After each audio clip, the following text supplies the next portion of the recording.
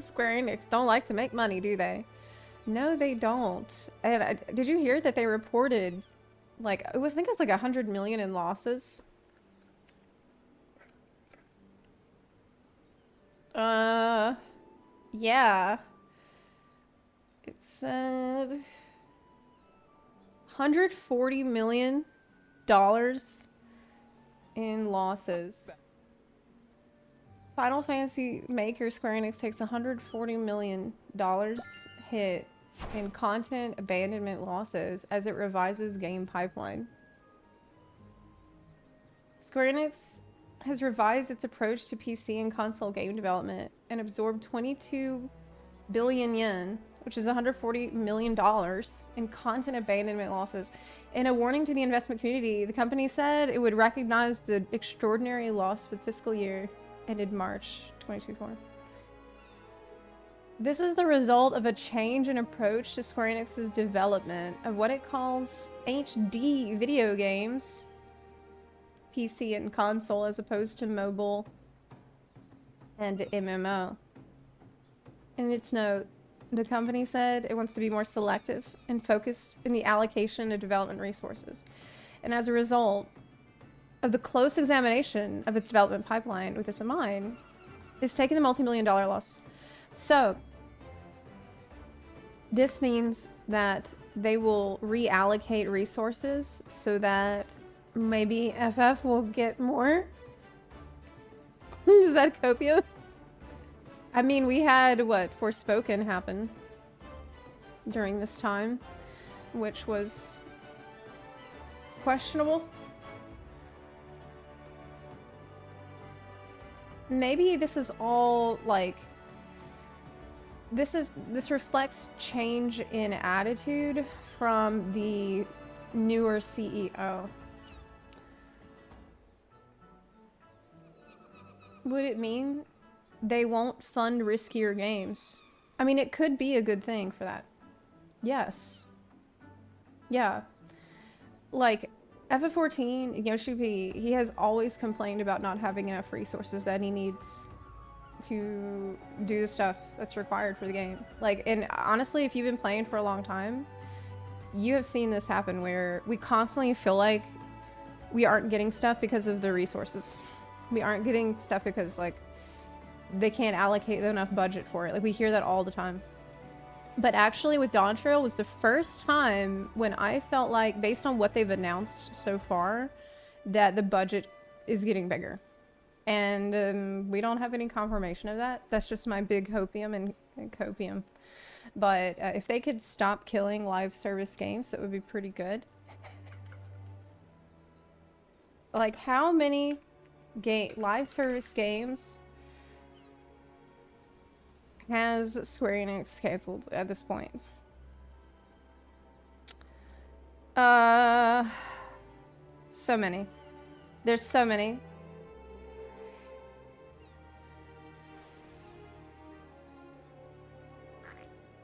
Is the budget why I can't wear hats? Yes.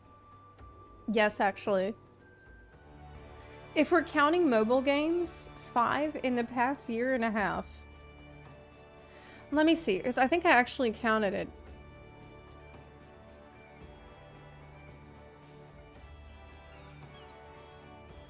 There's so many.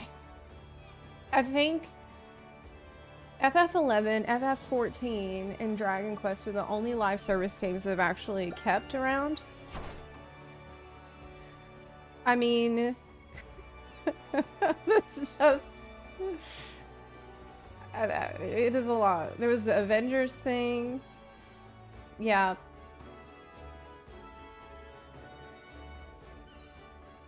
So, yeah, I hope that they can, I don't know, reinvest into the live service games that are working and the games that are working instead of, you know, underfunding the cash cow. That game never making it out of Japan. I mean, I think you're right about that. There is...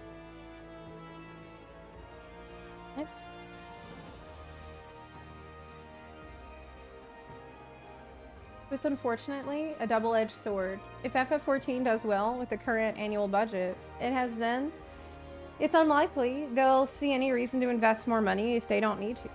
If the game does poorly, then they're also not going to invest money in something not doing well.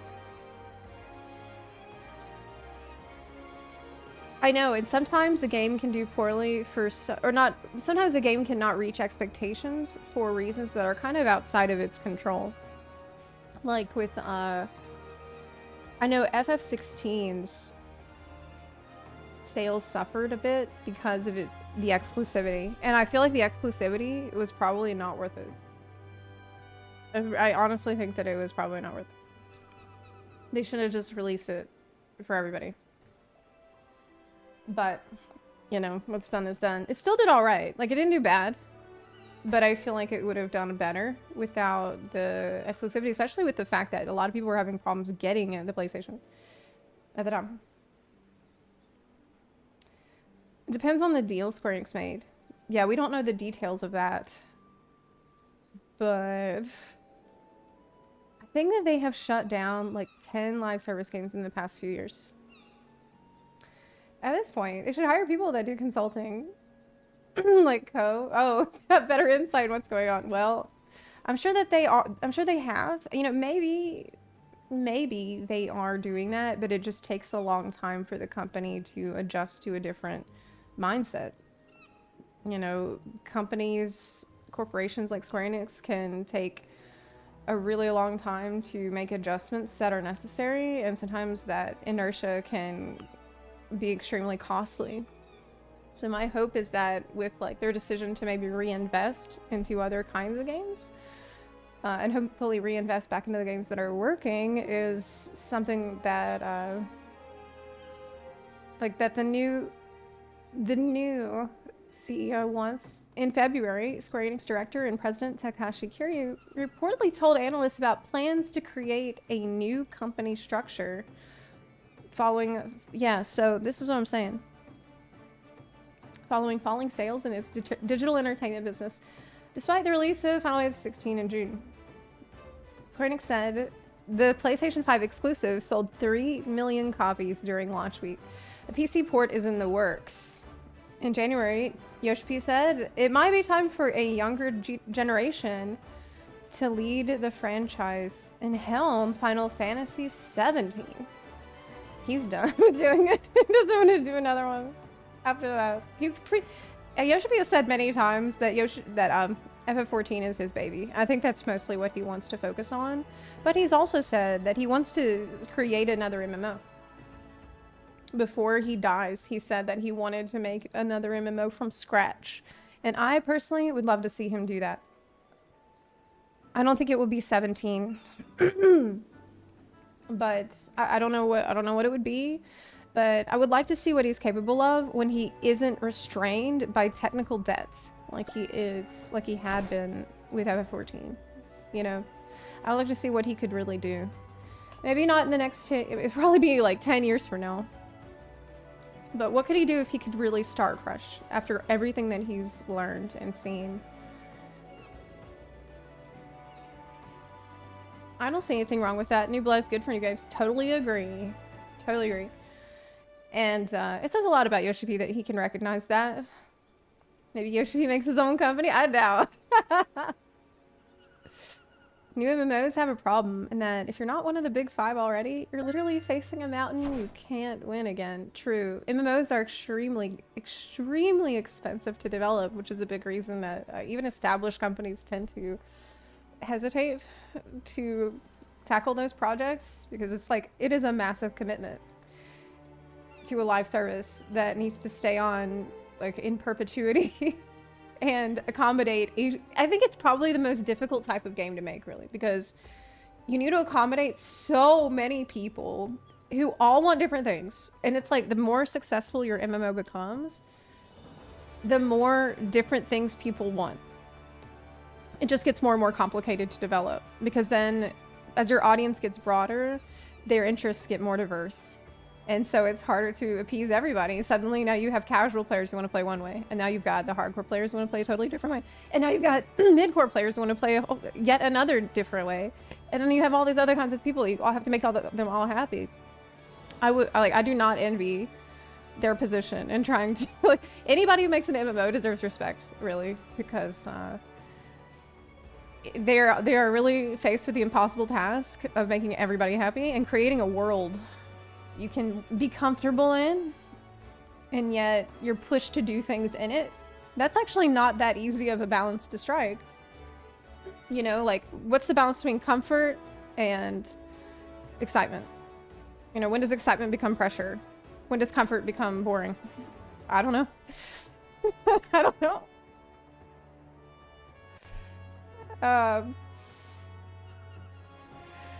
So many MMOs underestimated how difficult competing with WoW was. For instance, if you're a developer making a game after WoW released, you're spending around 5 years to make that, all while WoW is releasing patches and expansions in that period, making it difficult for any new MMO to compete against all that content.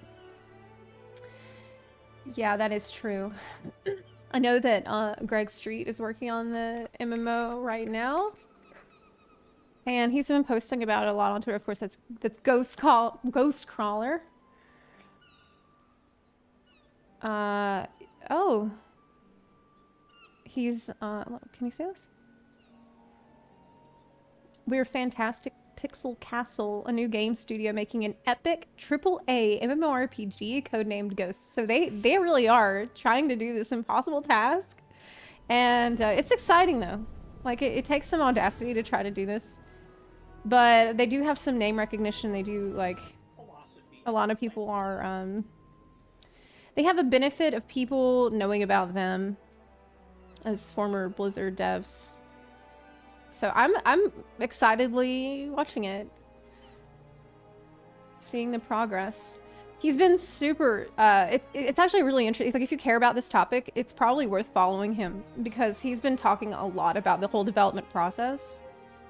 He said, one of the things we're doing with Ghost that might be controversial is we aren't going to fill up all your time. If you're progression focused, you can likely finish until the next chapter.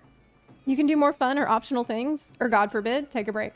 You can kind of see how this conversation about Final Fantasy XIV has affected the MMO space. And I think that it's really important that being able to do this is possible, but you also need to be able to, like, have the option to stay in longer if you want. Like, I want to, whenever I want to take a break, I want to take a break because I'm tired. Like, I'm just, you know, I'm done. Not because there's nothing else to do. Not because, like, oh, I still want to do stuff, but there's nothing else for me to do right now that I care about. So, like, I'd rather have the former situation where, wow, there's so many things I want to do, and I already got a lot of stuff done today. I'm done for today. That was satisfying, you know? I'll come back and do more later. I just don't... I hate the feeling of coming in and being like, there's... You know, like John Travolta meme, where he's like holding his jacket. Well... Yeah, I don't want that. Alts are a big part of the game, but also aren't going to set things up so that once you finish one character, you repeat the grind with a bunch more. Once you have downtime, downtime is healthy. Yoshida's become really influential, it seems. Yeah, that's actually true. He's somebody that everybody respects because he shows respect to everybody. He's really a good example of, you know, how being humble can make you a good leader. One thing you'll notice about Yoshi P is that anytime he's talking about any game that he works on, he puts a lot of emphasis on thanking the devs that work with him.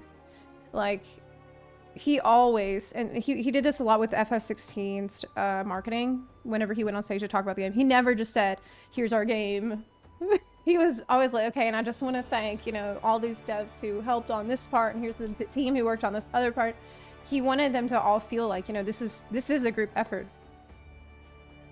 I really, that's one of the things that makes him such a good project manager.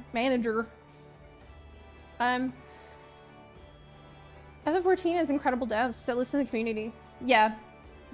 Updated benchmark shows dedication of the team. So does a lot of the stuff Yoshi P has been saying lately, where he specifically addressed a lot of, like, the most obscure little complaints people had that people have been complaining about.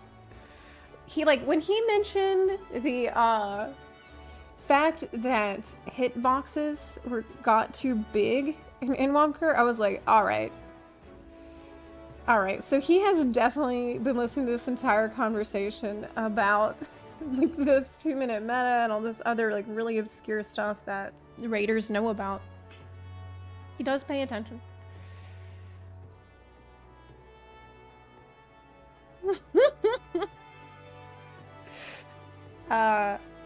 Yeah, he's in touch. He always has been pretty in touch. I hope they never make another Endwalker again. They definitely took their design philosophy of stress-free and accessibility and gameplay too far.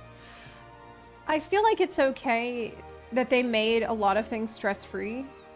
Now looking back at it, what I think is not okay is that they took away things that were previously you could put more time into and didn't replace them with anything else. That was really where they went wrong. Because it's great to have casual stuff that you don't have to worry about. That's awesome.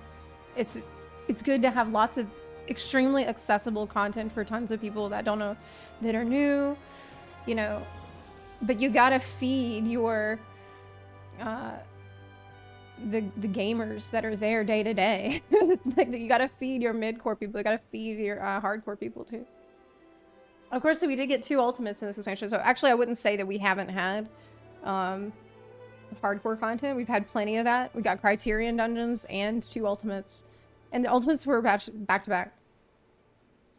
Which, you know, not a great decision in my opinion, but it is what it is. It is what it is. Everyone knows you have to work out several times a week to keep your hitbox small. Yeah, so the monsters are going to be working out more for Donju. Yeah. I can sense people hating the coming relic zone. Yeah, probably. Yeah, probably at first they will. Please everyone advocate for FF17 to be turn-based. Baldur's Gate 3 did fine turn-based. It's not a younger gen. Honestly, I don't care if it's turn-based or not. I just want the game to be good. It really doesn't matter. I think a turn-based game can be good. Look at Honkai Star Rail. It's fun. Baldur's Gate 3 is fun. But it doesn't have to be fun. It can really go either way. Just whatever they want to do. Whatever they really want to make that they think they can make well is what they should do. I wish Hishipi made a new game. I wish he would as well. I would just like to see what he's capable of.